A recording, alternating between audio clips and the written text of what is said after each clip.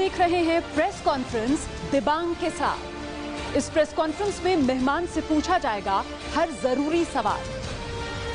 नमस्कार, press conference में आपका स्वागत है। मैं हूं दिबांग। प्रेस कॉन्फ्रेंस में आज मेरे साथ वरिष्ठ पत्रकारों का पैनल और एक बेहद खास मेहमान जो हाल ही में पर्दे से बाहर आए हैं। वो पर्दा जो आरएसएस ने अपने संगठन और अपनी राजनीति के बीच तान रखा है। लोग कहते हैं कि पर्दे के बाहर सब मुख और मुखौटे हैं, लेकिन इनकी डोर पर्दे के भीतर है। प्रधानमंत्री नरेंद्र मोदी और आरएसएस प्रमुख मोहन भागवत के बेहद करीबी इन दोनों के बीच पुल बनाते बीजेपी में तेजी से उभरते महासचिव राम माधव, आपका स्वागत है। धन्यवाद।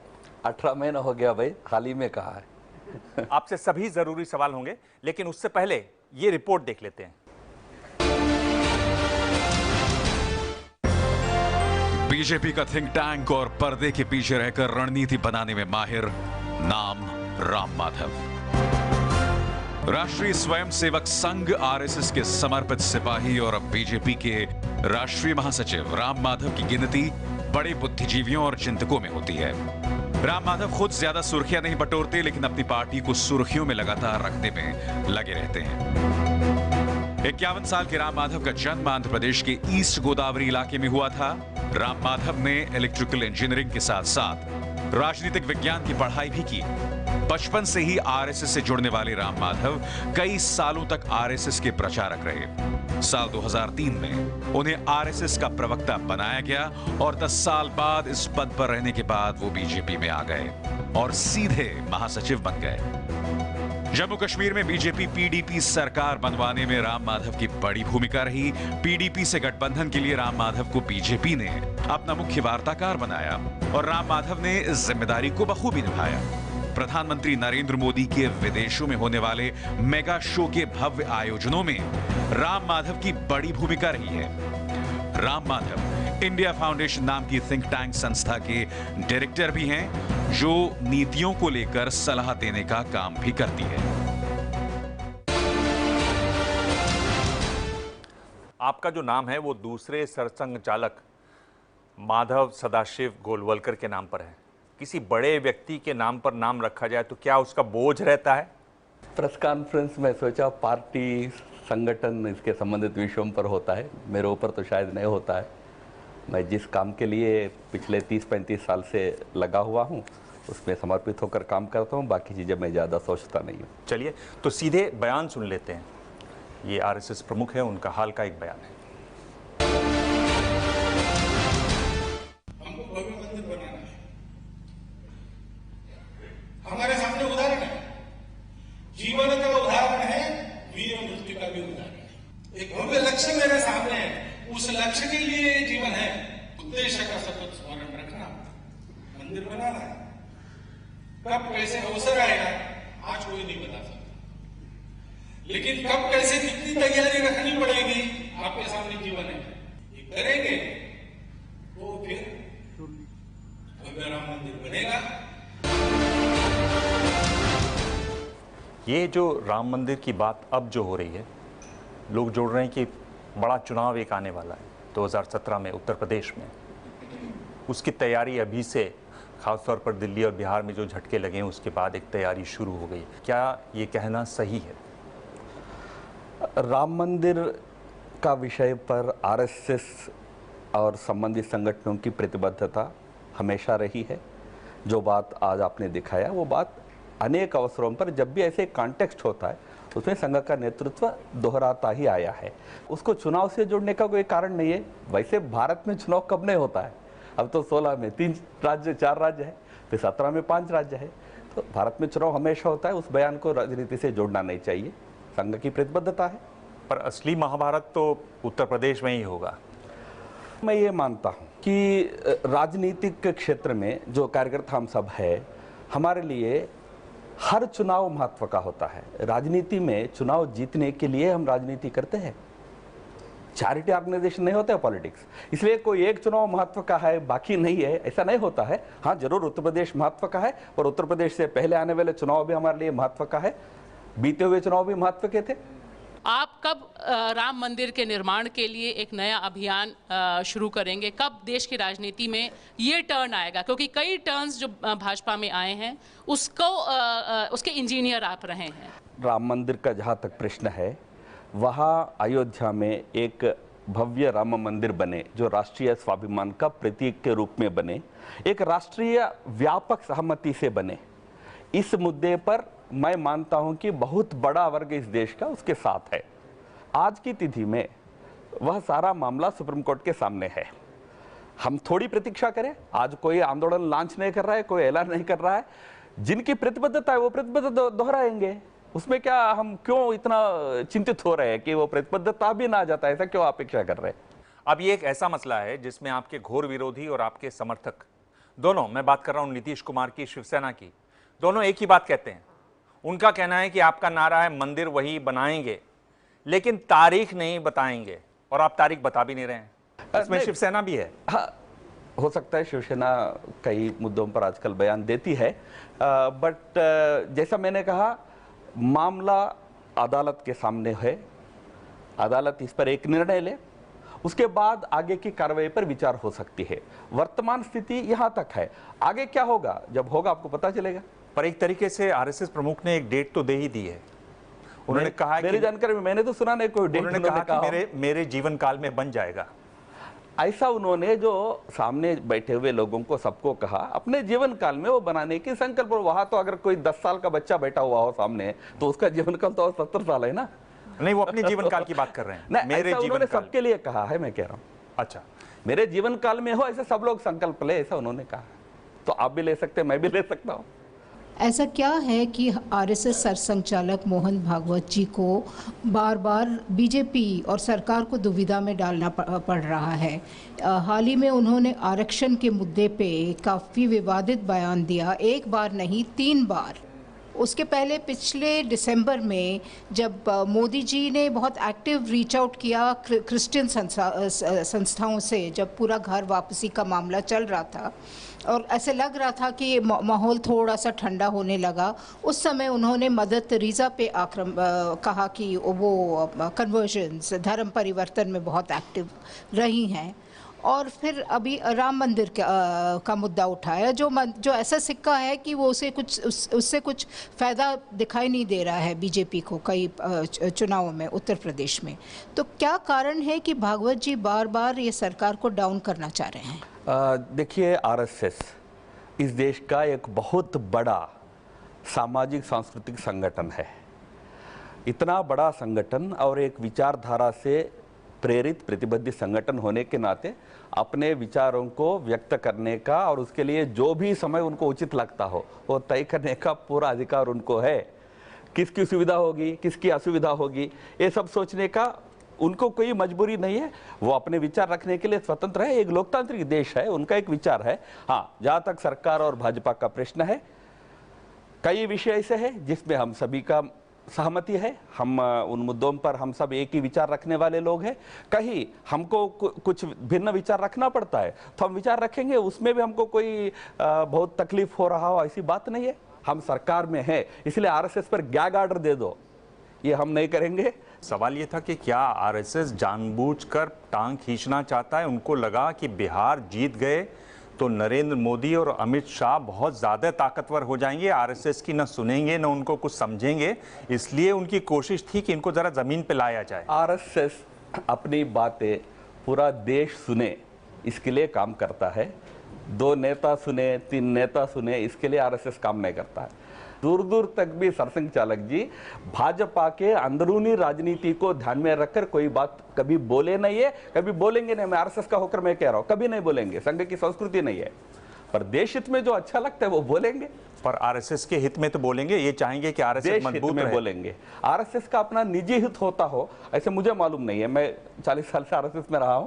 निजी हित आरएसएस का कोई नहीं होता है, देश के हित में बोलेंगे।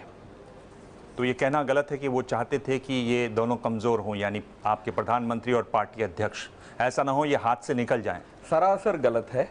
और आपको, खैर मैं कोई प्रधानमंत्री और पार्टी अध्यक्ष के उनके तरफ से बोलने का अधिकार मेरे को नहीं है, पर मैं इतना समझता हूं कि वो कोई हाथ से निकल जाने वाले लोग नहीं है। बीजेपी को बिहार में नुकसान हुआ उनके बयान से। बिहार में क्या क्या कारण थे इस प्रकार का परिणाम आने के पीछे, इस पर हमारे पार्टी में विभिन्न स्तरों पर पर्याप्त विश्लेषण हुआ है।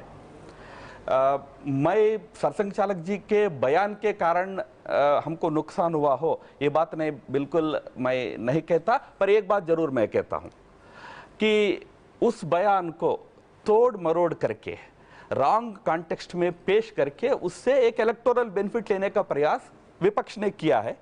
आपकी पार्टी के ही बिहार के सांसदों ने इस पर बयान दिए और उन्होंने कहा कि ये एक प्रमुख वजह रही, एक तरीके से उभार जो हमलों में आया। नहीं, हमारे जो एक आध सांसद ने ये बात कही थी, उनका विश्लेषण सही नहीं है, ये बात भी बाकी सांसदों ने उसी समय कह दिया था।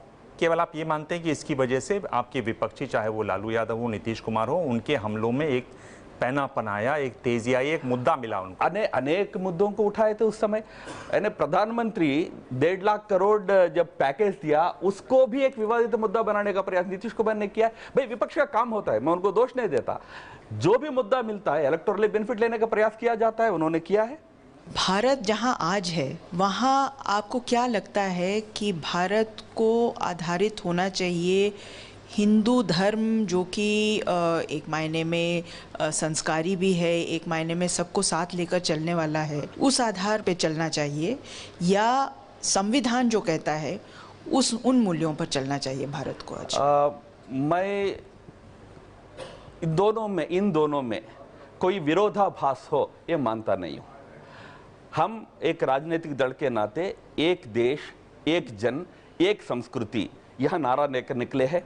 हमारा एक देश है, एक जन, एक समाज हम है, एक संस्कृति है। हमारा संविधान हमारे लिए सर्वोपरि है। हमारे सरकार के लिए प्रधानमंत्री बार बार कह रहे हैं संविधान सर्वोपरि है, एक राष्ट्र एक जन, ये हमारी धारणा है। इसके आधार पर देश चले। पर्दे के पीछे वाली जो बात है आरएसएस की, क्या ये वजह है कि आपने कह रखा है कि आप सांस्कृतिक संगठन रहेंगे इसलिए सामने नहीं आते? क्यों नहीं आ जाते? ये गुपचुप क्यों हैं? और अब तो आपकी केंद्र में सरकार भी है, अगर आपने ऐसा कुछ लिख के दिया हुआ है तो दोबारा चिट्ठी लिखी जा सकती है, समय बदल चुका है। क्यों नहीं इस पर ट्रांसपेरेंसी, क्यों नहीं इस पर? नहीं, ट्रांसपेरेंसी यानी क्या होता है? इस देश के प्रधानमंत्री आरएसएस के स्वयंसेवक रहे, इस देश के पूर्व प्रधानमंत्री वाजपेयी आरएसएस के स्वयंसेवक रहे, पार्टी में, संगठन में, सरकार में कई लोग जो आरएसएस के स्वयंसेवक रहे हैं। और क्या ट्रांसपेरेंसी है? आरएसएस अपने विचार एज ए संगठन, अपने विचार अपने संगठन के माध्यम से रखेगा। संघ के विचारों से प्रेरित लोग हम सब लोग हैं। हम जिस क्षेत्र में है उस क्षेत्र के कार्यक्रम के अनुरूप हम काम करेंगे।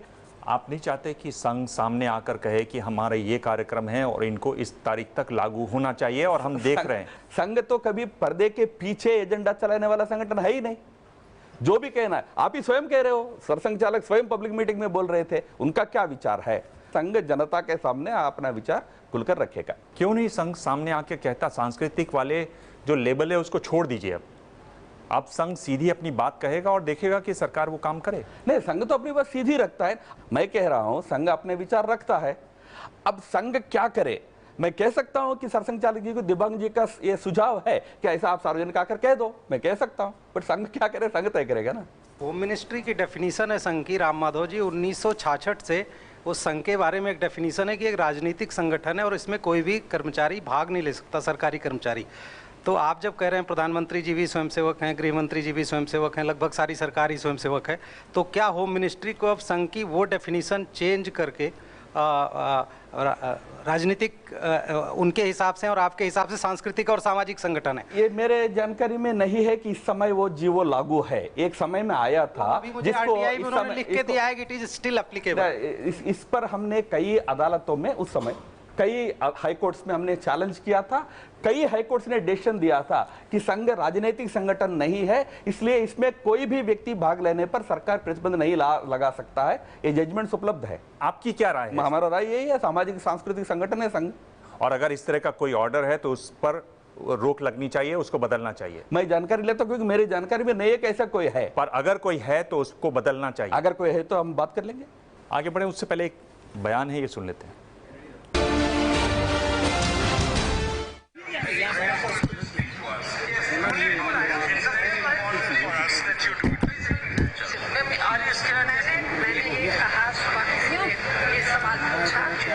मैं इंदिरा जी की बहू हूँ और किसी से नहीं डरती। इस मुद्दे पर बड़ी गर्मी है। पूरा आप देख रहे हैं कि कानून बनाने चाहिए, बैठ के बात करनी चाहिए, किस तरह का अच्छा कानून बने लोगों के लिए। वो सदन ठप पड़े हैं, संसद ठप पड़ी हुई है।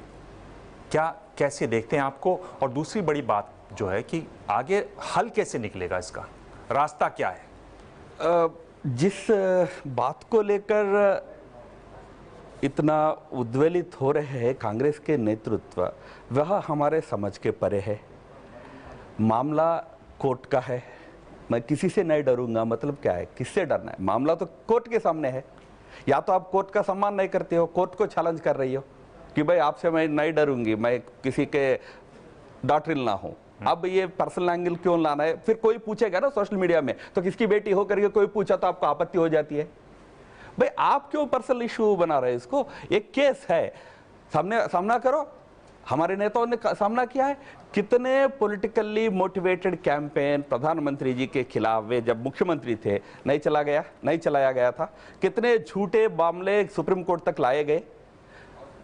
7 घंटा सीबीआई ने इंट्रोगेट किया। मुख्यमंत्री थे नरेंद्र मोदी जी, तब फेस किया है, फेस करो ना। पर इसमें आगे रास्ता कैसे निकलेगा? जीएसटी का आपका बिल फंसा हुआ है, उस पर कुछ कोशिश हुई थी, वित्त मंत्री भी लगे हुए थे, बाकी लोग भी लगे हुए थे, वो तो सब गया। इसलिए मैं कह रहा हूं उनको इस मुद्दे पर सदन रोकना यह सही बात नहीं है, विशेषकर बिल हो ना हो। पर किस मुद्दे पर आप सदन को रोकेंगे, किस मुद्दे पर सदनों को इस प्रकार स्थगित करेंगे, इस पर विपक्ष को सोचना है। फिलहाल तो आप हाथ खड़े कर रहे हैं, अपने कह रहे हैं कि अब इस हालत में रास्ता निकलना मुश्किल है। नहीं, बिल्कुल नहीं है। जो लोग इन चीजों को हैंडल करते हैं, जिसको फ्लोर मैनेजमेंट करिए, बाकी चीजें जो करते हैं, पार्लियामेंट्री अफेयर्स मैनेजमेंट है, वो लोग इस विषय पर बात करेंगे, क्योंकि सदन अभी और 10-15 दिन चलना है। तो ये जो आपका सपना था कांग्रेस मुक्त भारत का, वो अभी सपना है कि वो अभी उसमें?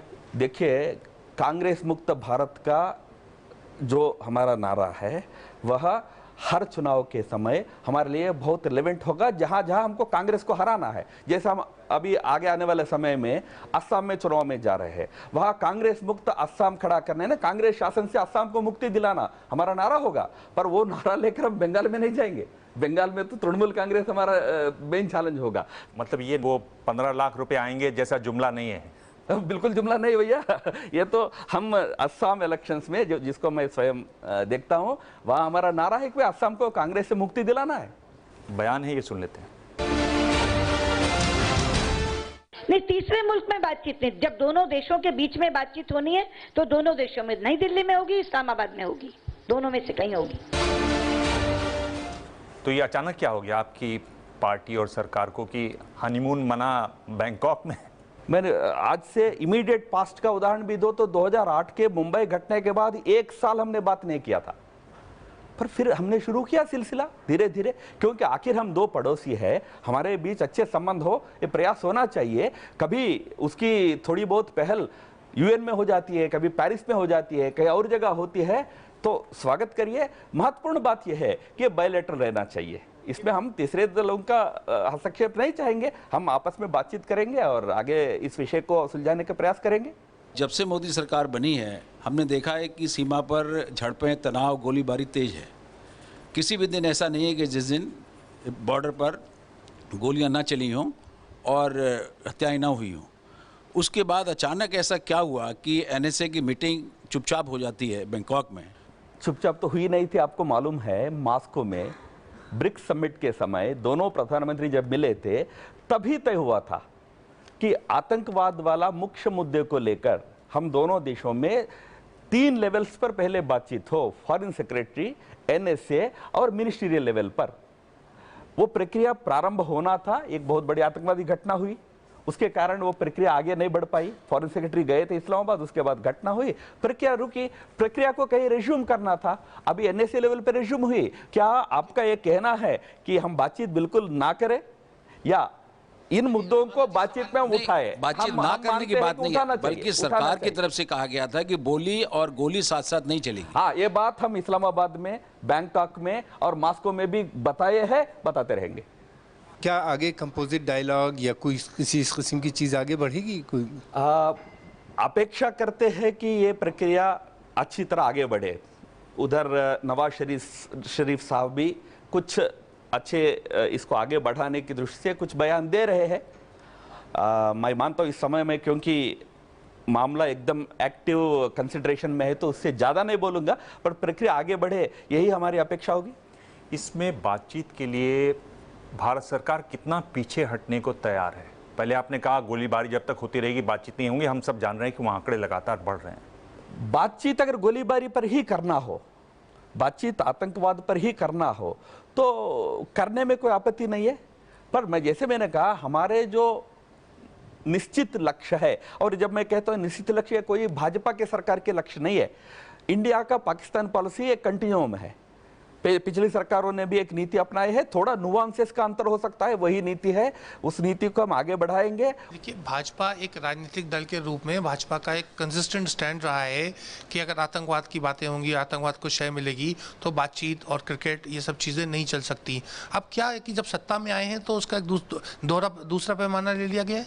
नहीं, आतंकवाद के संदर्भ में बातचीत करना पड़े तो करना है कि नहीं करना है, प्रश्न ये है। मास्को में तय हुआ, ये जो हमारे बीच में आतंकवाद की समस्या है, इसको लेकर हम बातचीत करें, इस पर बातचीत होना चाहिए। और बाकी मुद्दे सरकार पहले भी सरकार करते रहे, हमारी सरकार भी देश की एक सहमति है उसके ऊपर कर रही है।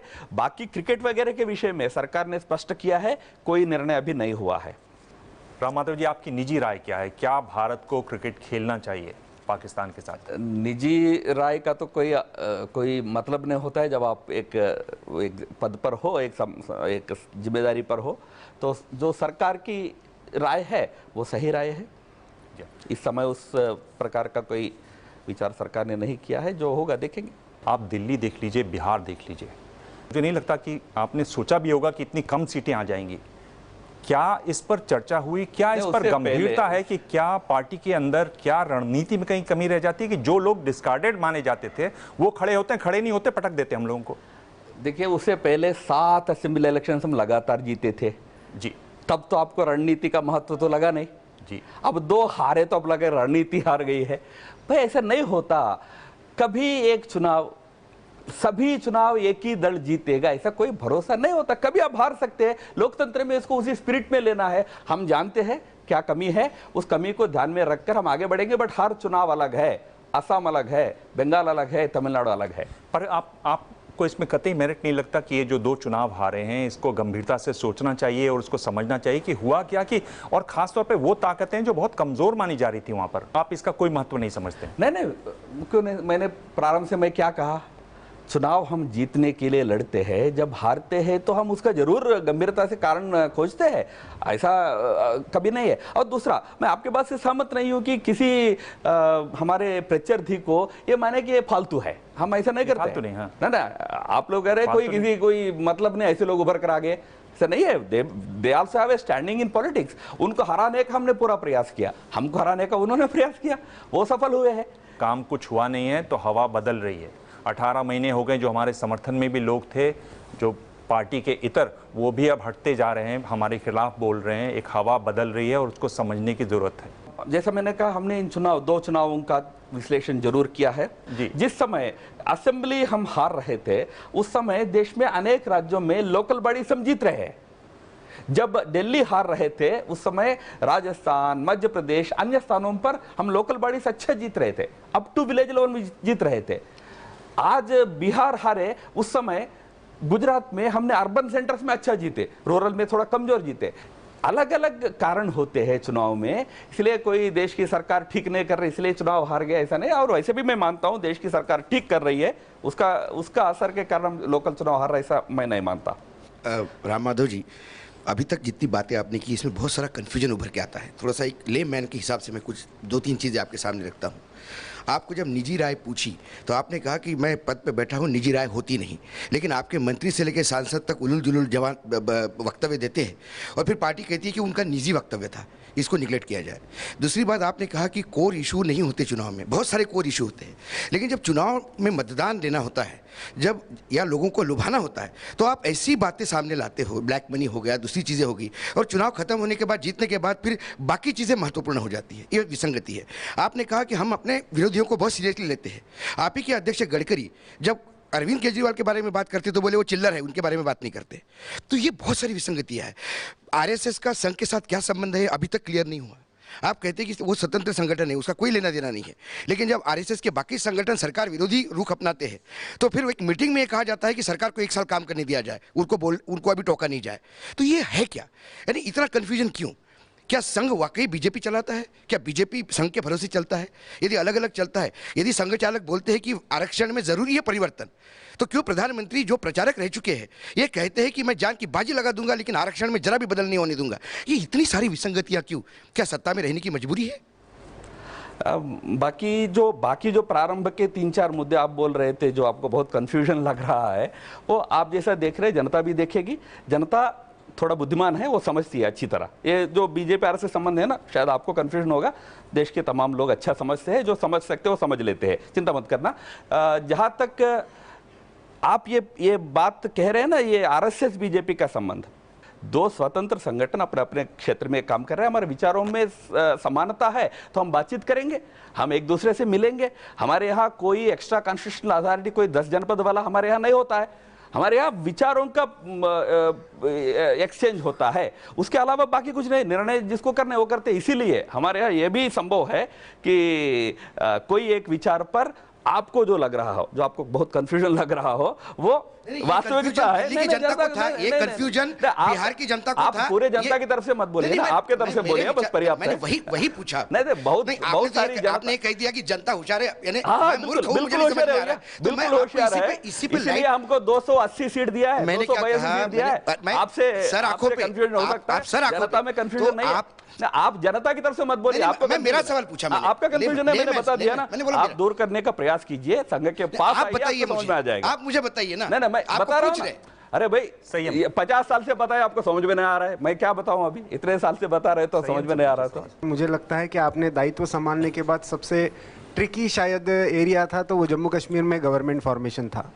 कितना चैलेंजिंग था? किस तरह से आपने सारे पक्षों को बोर्ड पर लाने का काम किया, सारे बिंदुओं को, और क्या उसके लिए कुछ विषयों के बारे में कॉम्प्रोमाइज बीजेपी को करना पड़ा वहां पे सरकार में बने रहने के?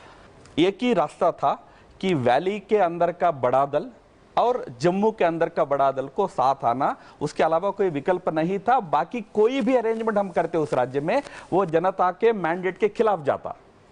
इसलिए गिवन द मैंडेट, उसके सिचुएशन में एक अच्छा जितना हम कर सकते हैं वो एक एलायंस के रूप में हमने किया है। उस एलायंस का नाम भी हमने दिया, एक गवर्नेंस एलायंस है। ये कोई आइडियोलॉजिकल एलायंस नहीं है, हम जानते हैं, लोग जानते हैं, देश जानता है। काफी चैलेंजिंग रहा, लगभग 2 महीने लगे। उसी में आपके दूसरे प्रश्न का उत्तर है, अगर कॉम्प्रोमाइज करना होता तो 2 दिन में हो जाता एलायंस। बिना कॉम्प्रोमाइज करते हुए भी हमने एक अच्छी सरकार देने का प्रयास वहां हमने किया है।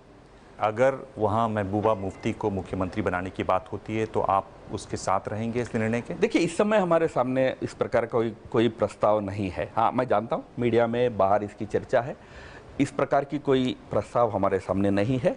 जो एलायंस की सरकार बनी थी उसमें उस समय हमारा एग्रीमेंट ये था कि इसके मुख्यमंत्री मुफ्ती मोहम्मद साहिब रहेंगे और उप मुख्यमंत्री निर्मल सिंह रहेंगे। यह अरेंजमेंट से हमने सरकार बनाया था।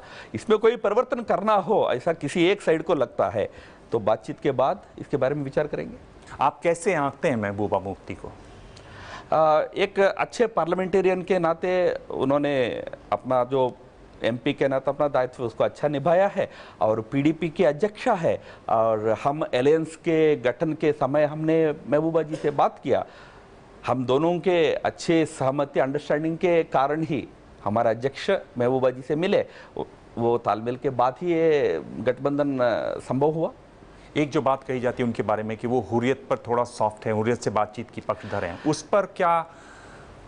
जैसा मैंने कहा, बाकी अपने अपने विचारधारा, अपने अपने प्रतिबद्धताएं, अपने अपने संबंध सबके है।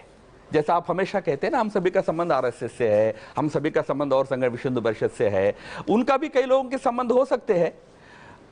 सरकार का एक एजेंडा है, उस एजेंडा का तक ही हमारा संबंध सीमित है, बाकी विषय हमारे लिए कोई विषय नहीं है।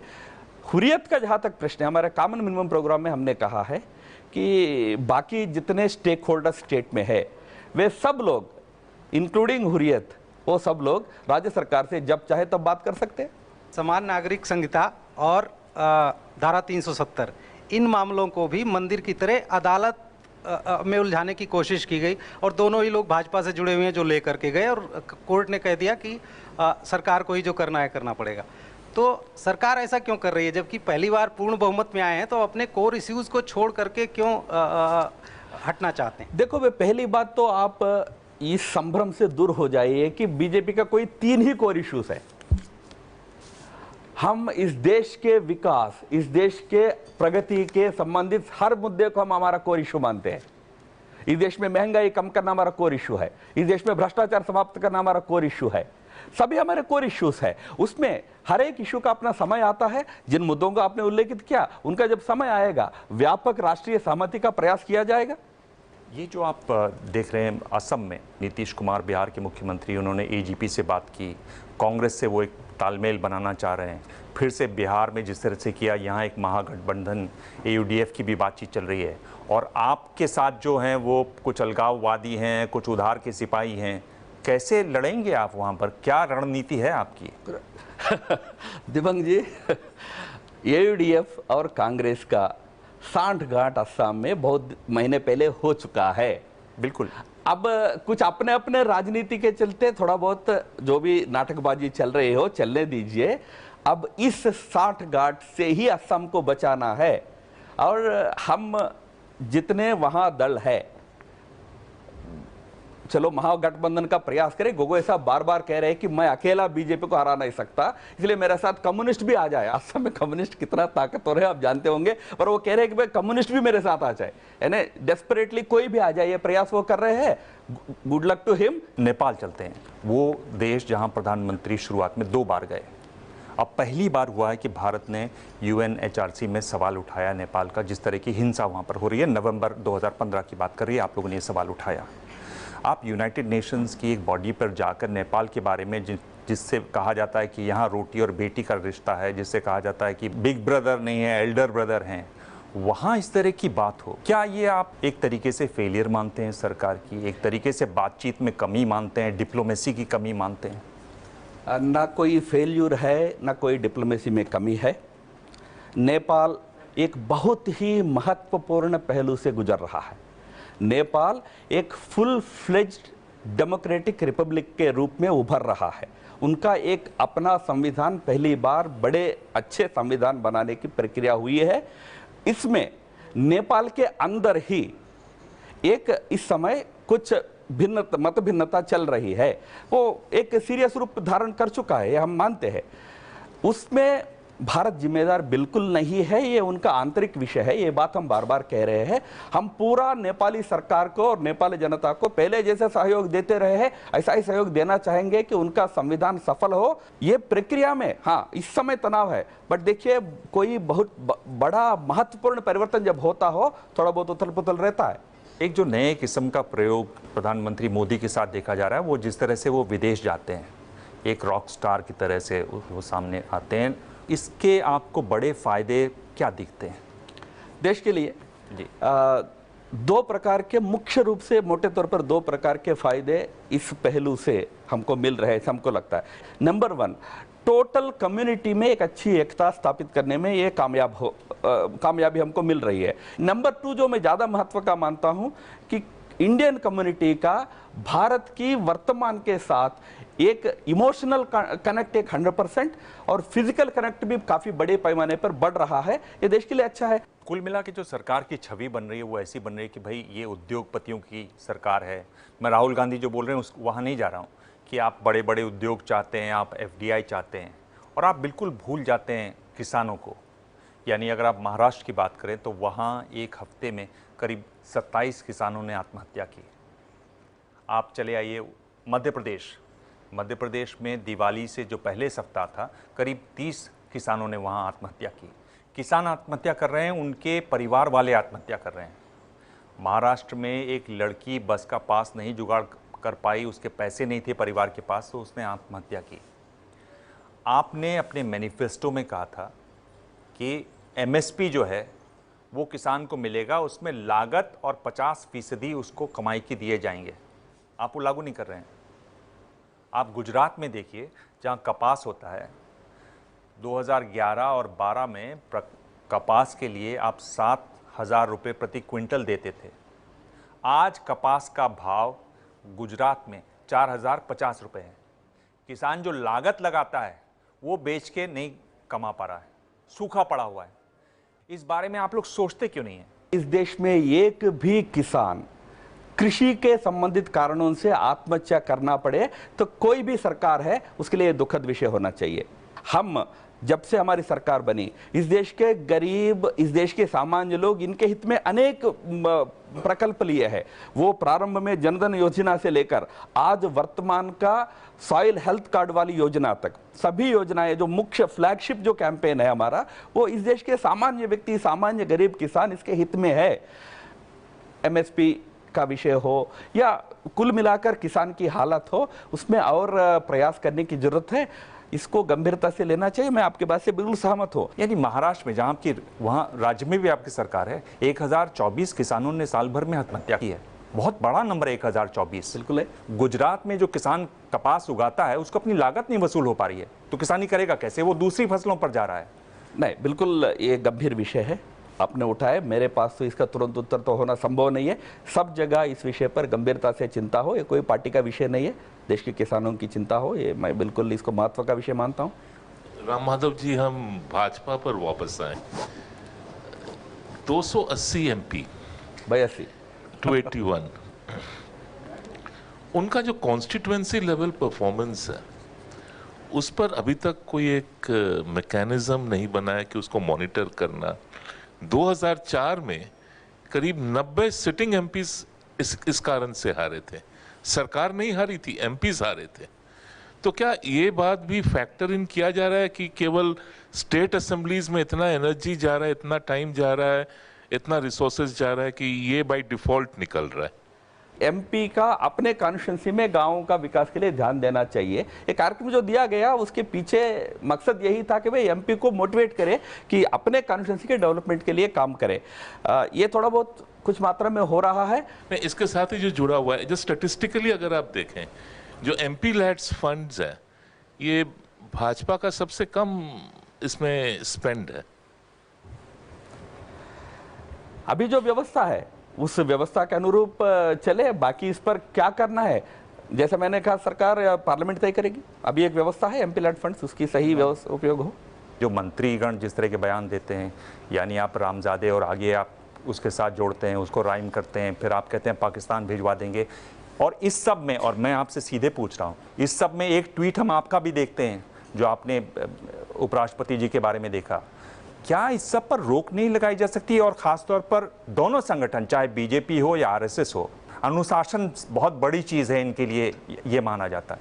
हाँ, क्या देखिए, सफेद कमीज जब पहनकर जाते हैं ना हम लोग, थोड़ा भी इंक, थोड़ा भी पेंसिल लीक होता है तो आप लोगों को बहुत दिखता है। भगवा पहनते हैं, कभी उसमें भी अच्छा दिखता है, कभी थोड़ा बहुत आ जाता है, सावधान रखेंगे। हम तो रंगीन लोग नहीं है, हमारे विपक्ष जैसा, थोड़ा सावधान जरूर रहना चाहिए। कभी गलती हो गई, माफी मांगने की हमारी उदारता होनी चाहिए, जैसा मैंने कहा है, करना चाहिए, हम विड्रॉ करना चाहिए, भाई गलती हुई है, माफी मांग लो।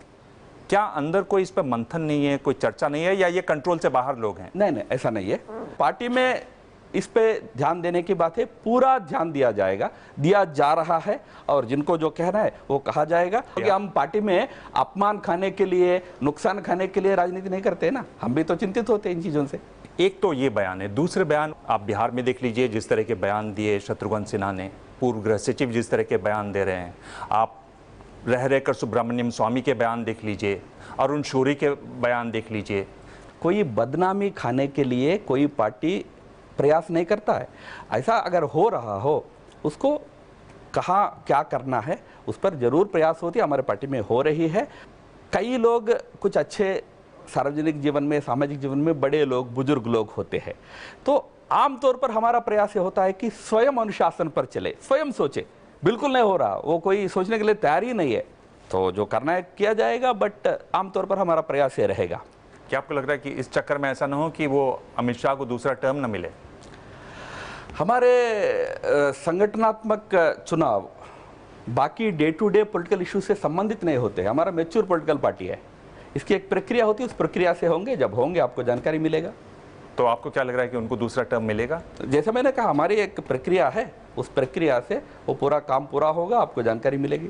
प्रेस कॉन्फ्रेंस में ये दौर रैपिड फायर, राम माधव जी, ये रैपिड फायर दौर है। मैं आपसे 5 सवाल पूछूंगा, हर सवाल के साथ मैं आपको 2 ऑप्शन दूंगा, उनमें से आपको एक चुनना है। और एक अच्छी बात है कि आप चाहें तो ये कह सकते हैं कि सवाल पास, यानी मैं कोई जवाब देना ही नहीं चाहता, तो मैं आपके पीछे नहीं पड़ने वाला हूँ उसमें। और 5 में से 3 जवाब आपके सही होते हैं तो ये एबीपी न्यूज़ की तरफ से आपको एक गिफ्ट है।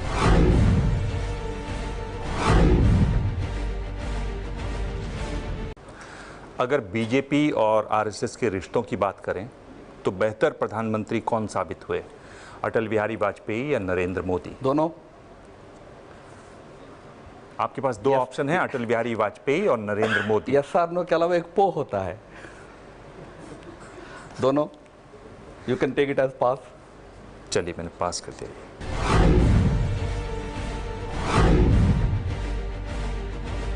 दूसरा सवाल, जिस तरह का आपका स्वभाव है, जिस तरह के आप व्यक्ति हैं, उसमें आप खुद को किसके ज़्यादा करीब पाते हैं? बीजेपी के, जहां पर सरकार है, सत्ता है, गाड़ी झंडा सब कुछ है, या आरएसएस के, जहां आप रह के पर्दे के पीछे काम करते हैं? दोनों में कंपटीशन नहीं है, बट मैं आरएसएस का ही अपने आप को मानता हूं। चलिए, नागपुर में खुशी मनिए इस बात पर।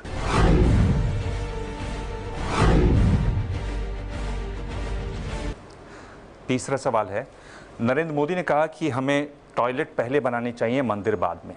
क्या आप इस बात से सहमत हैं? ये वन ऑफ दोज डिस्टॉर्टेड जो डिस्प्यूटेड डिस्टॉर्ट किया गया स्टेटमेंट्स है, उस पर मैं कुछ नहीं बोलूँगा।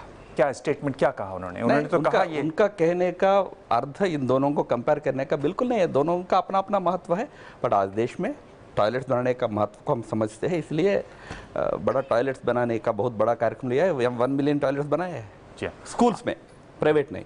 जी, तो आपको क्या लगता है कि ज़्यादा महत्व आज के दौर में, आज जिस हालत में है हमारा देश, उसमें ज़्यादा महत्व टॉयलेट का है? मैंने कहा ये दोनों का कंपैरिजन नहीं करना चाहिए, दोनों अपने अपनी जगह है। तो आप ये सवाल ये भी छोड़ रहे हैं? छोड़ देता हूँ। मुझे उम्मीद थी आप इसका जवाब देंगे। मैं आरएसएस का गिफ्ट के लालच में कभी नहीं पढ़ूंगा। चलिए,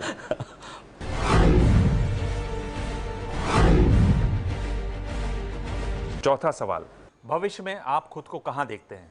भारत का प्रधानमंत्री या बीजेपी का अध्यक्ष? दोनों में से एक चुनना है आपको। मैं मेरे पार्टी को सरकार में आने वाले चुनाव में भी जीत हासिल करे, ये एक ही देखता हूँ, बाकी कुछ नहीं देखता हूँ। और जीत हासिल करने के बाद आप पार्टी अध्यक्ष बनना चाहते हैं कि प्रधानमंत्री? पार्टी तय करेगा, बाकी मैं अपना कोई देखता नहीं हूँ।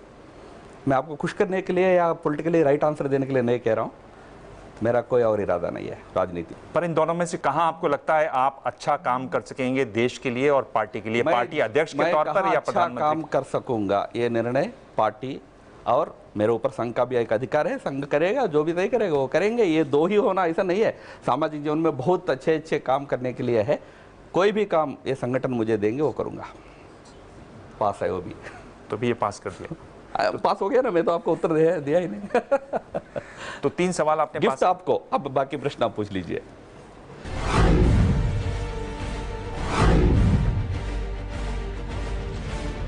आखिरी सवाल है, संघ से आए 2 व्यक्ति अलग अलग राह पर चले, आप किस राह पर देखते हैं खुद को? एक तो राह गोविंदाचार्य की, दूसरी राह नरेंद्र मोदी की। हम सभी की राह देश का जो विकास वाला रहा है वही होना चाहिए। मैं उस राह पर हूं। मैं अगर किसी के पीछे हूं कि हमारा आइडियोलॉजी के पीछे हूं। कौन ज्यादा आपके आइडियाज के पास है, नरेंद्र मोदी या गोविंदाचार्य? उनके क्या क्या आइडियाज है इसका तो मैं वॉच नहीं कर सकता। मैं हमारे आइडियोलॉजी के पास हूं, साथ हूं।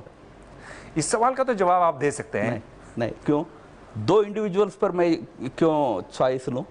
मैं तो इस संगठन या इस पार्टी में विचारधारा के लिए हूं। देश के प्रधानमंत्री है, पूरा सम्मान, पूरा सहयोग देश के प्रधानमंत्री जी के साथ हमारा है, पर जो दो व्यक्ति को आपको कंपेयर नहीं करना चाहिए, आप कर रहे हैं, तो मैं क्यों उसमें चॉइस लूं? आपका रैपिड फेयर फेल हुआ, मैं फेल हुआ हूं।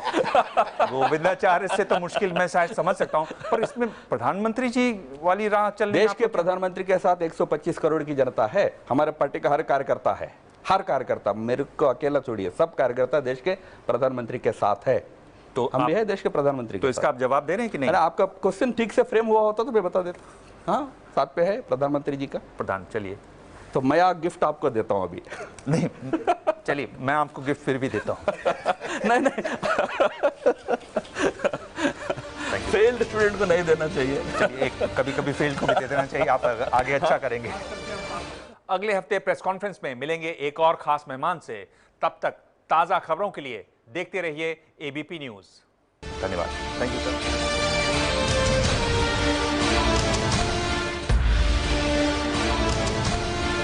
आप देख रहे हैं प्रेस कॉन्फ्रेंस दिबांग के साथ।